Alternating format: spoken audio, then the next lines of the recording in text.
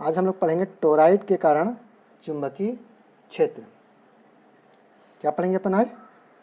धारावाही toroid के कारण चुंबकीय क्षेत्र। टोराइड क्या होता है उसको पहले समझेंगे।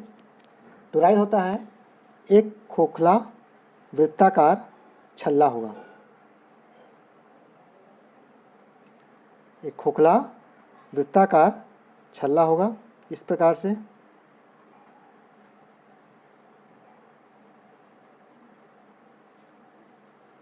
और इसमें तार लपेट कर कुंडली बनाई जाएगी। इसका यहाँ से शुरू कर देते हैं अपन, यहाँ शुरू कर देते हैं ऐसे करके।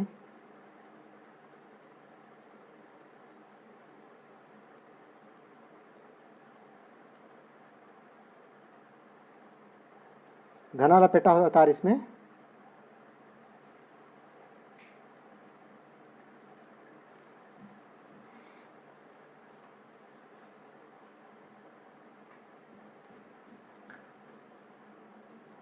इस प्रकार से इस तार में धारा I प्रवाहित होती है। धारा I प्रवाहित होती है, ठीक। तो कुंडली के अंदर किसी बिंदु P पर हमको क्या ज्ञात करना है? चुंबकीय क्षेत्र की तीव्रता। इस वृत्ताकार छल्ला का केंद्र है O। वो क्या है? वृत्ताकार टोराइड का केंद्र है O, ठीक। तो इसके लिए हम देखेंगे क्या क्या लिखना है इसमें। सबसे पहले यह एक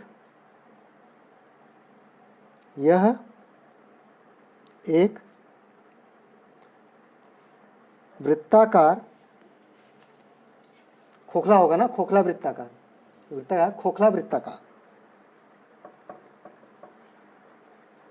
खोखला वृत्ताकार छल्ला होता है।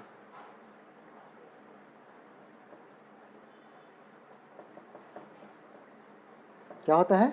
खोखला वृत्ताकार छल्ला होता है जिस पर तार लपेटकर, जिस पर विद्युत रुद्ध मतलब जिसमें धारा प्रवाहित हो, है ना, तार घना, ठीक है, घना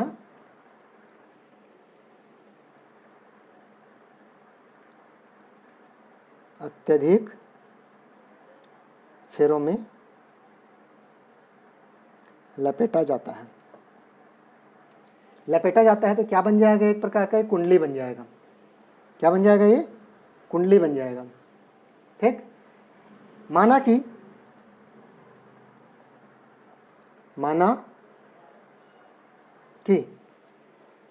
टोराइड के प्रत्येक एकांक लंबाई पर,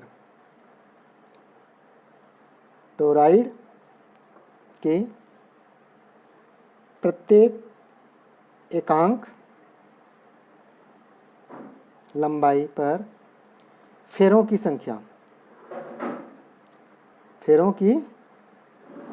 है n, ठीक।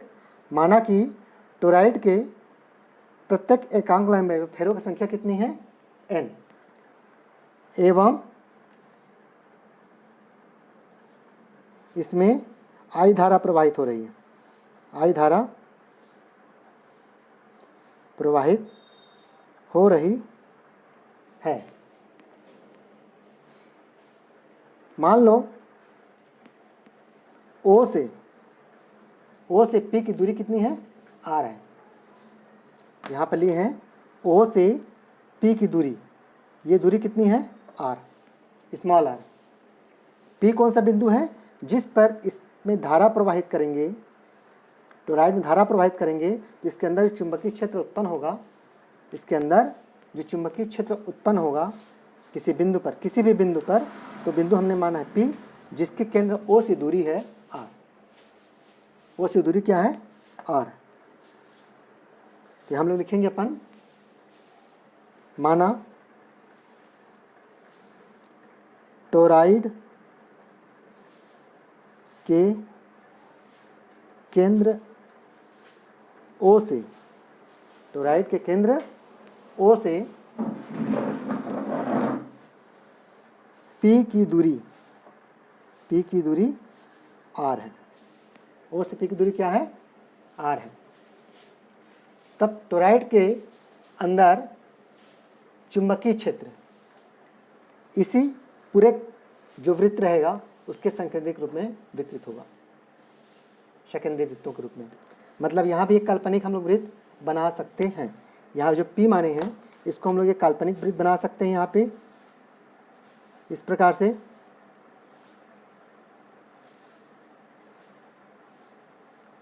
ये काल्पनिक वृत्त है जो P, जहाँ P बिंदु पर हम चुंबकीय क्षेत्र तीव्रता ज्ञात करना चाहते हैं उसको एक काल्पनिक वृत्त के रूप में हम बना सकते हैं, जिसकी त्रिज्या क्या है? स्मॉल r है। अर्थात किसी बिंदु पर चुंबकीय क्षेत्र के दिशा स्पर्श रेखा के अनुदिश होता है। ये हम पहले पढ़ चुके हैं, तो जिस बिंदु P पर हमको चुंबकीय क्षेत्र तीव्रता ज्ञात करना है, अब उसका फार्मूला निकालते हैं। एक वृत्त की कल्पना कर ली हम लोग, यहाँ पे एक वृत्त की कल्पना किए हैं, तो यहाँ पे एम्पियर का लूप के आधार पे काम करेगा और B चुंबकीय क्षेत्र का मान एवं dl क्या है? एक अल्पांश है। इस जो काल्पनिक वृत्त माने हैं अपन P से होते हुए जाते, P के होकर जो जाएगा उसकी लंबाई कितनी है? dl है, एक अल्पांश की। ठीक, त्रिज्या उसका कितना माने अपन? r माने हैं। तो B और dl क्या होंगे? एक दूसरे के समानांतर होंगे, एक दूसरे के समांतर होंगे, एक दूसरे के समांतर होंगे। ठीक, तो हम लोग जानते हैं integration of vector B into dl, vector B into dl ये कौन सा है? डॉट प्रोडक्ट है। डॉट प्रोडक्ट कहते हैं अपन सदिश में इसको, सदिशों का अदिश गुणनफल। तो क्या लिखेंगे यहाँ पे? Integration of b dl cos of theta. तो थीटा का मान समांतर है, चूँकि समांतर है इसलिए क्या हो जाएगा? थीटा बराबर 90 डिग्री, सॉरी 0 डिग्री। कितना होगा? थीटा बराबर हो जाएगा 0 डिग्री। थीटा का मान कितना होगा? 0। तो हम लोग क्या लिखेंगे? Integration of vector B into dl बराबर integration of vector B dl cos of 0 degree. परंतु cos 0 का मान क्या होता है? चूँकि cos ऑफ 0 डिग्री बराबर होता है 1। कितना होता है? 1 होता है। ठीक, तो ये मान 1 हो जाएगा, तब हमारे पास हो जाएगा integration of B into dl, integration of vector B into dl। ये हो जाएगा समीकरण 1। क्या कहेंगे हम इसको? समीकरण 1 कहेंगे। ठीक, अब चूँकि vector B integration of dl अगर हम पूरा वृत्त को माने, dl पूरा वृत्त हो जाएगा यहाँ पे, तो क्या कहने कहलाएगा वो? dl summation of dl, summation of integration of dl किसके बराबर होगा? 2 पाई r। किसके बराबर होगा? 2 पाई r के बराबर होगा। इसके बराबर होगा integration of dl 2 pi r, जो कि वृत्त की परिधि है। पूरे dl को जोड़ेंगे, टुकड़े टुकड़े टुकड़े dl के जोड़ेगा, वहाँ पे कितना आ जाएगा? वो 2 पाई r हो जाएगा। अब ये मान हम समीकरण 1 में रखेंगे, तब क्या हो जाएगा? Integration of vector b into dl बराबर क्या हो जाएगा? ये b इंटू 2 पाई r। क्या होगा? b इंटू 2 पाई r। ये हो जाएगा समीकरण 2। क्या हो जाएगा? समीकरण 2 हो जाएगा। ठीक, अब एम्पियर का परिपथी नियम से, एम्पियर का परिपथीय नियम से, एम्पियर के परिपथी नियम से क्या देखते हैं अपन? कि integration of vector B into D L किसके बराबर होता है, म्यू ज़ीरो, और जो आर त्रिज्या का पूरा वृत्त है उसमें कुल धारा, वृत्त से घिरी आर त्रिज्या की गुणित आर त्रिज्या के वृत्त से घिरी कुल धारा,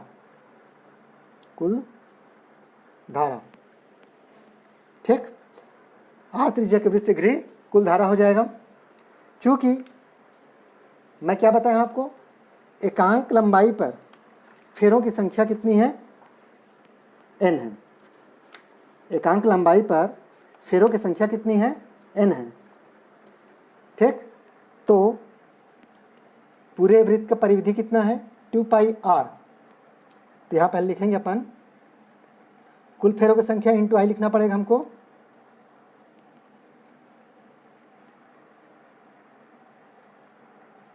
एकांक लंबाई पर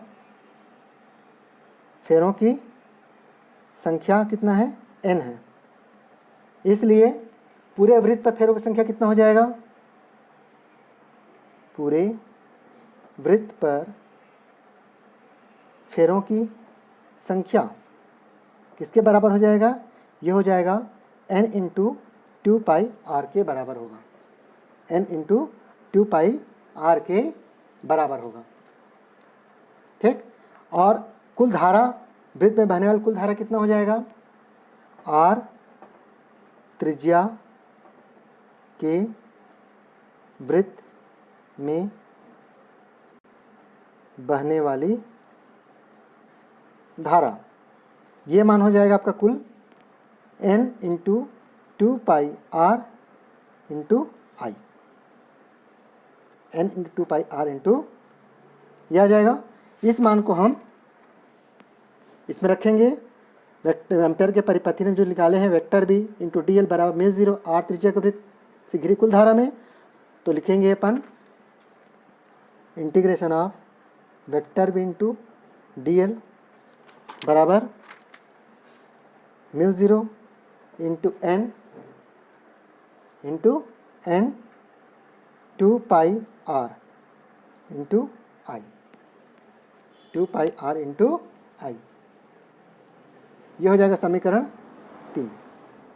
तो समीकरण 2 और 3 से, उसके बाद समीकरण 2 एवं 3 से, 2 एवं 3 से क्या देखेंगे अपन, यहाँ पे दूसरा समीकरण देखे हैं, vector B into D L बराबर vector B into 2 pi r है, vector B into D L बराबर क्या है, बी इंटू 2 पाई आर है। तो बी इंटू 2 पाई आर किसके बराबर हो जाएगा, बी इंटू 2 पाई आर, ये किसके बराबर हो जाएगा, mu zero n into 2 pi r into I, ठीक। यहाँ बी बराबर देखें अपन, तो बी बराबर हो जाएगा mu zero into n 2 pi r into I बटे 2 पाई आर। यहाँ पे 2 पाई पाई कैंसिल हो जाएगा, कट जाएंगे यहाँ पे, तो बी बराबर बचेगा mu zero into n into I. यही टोराइड के अंदर किसी बिंदु पर चुंबकीय क्षेत्र के मान होगा, ठीक। यही टोराइड के अंदर किसी बिंदु पर चुंबकीय क्षेत्र का मान होगा।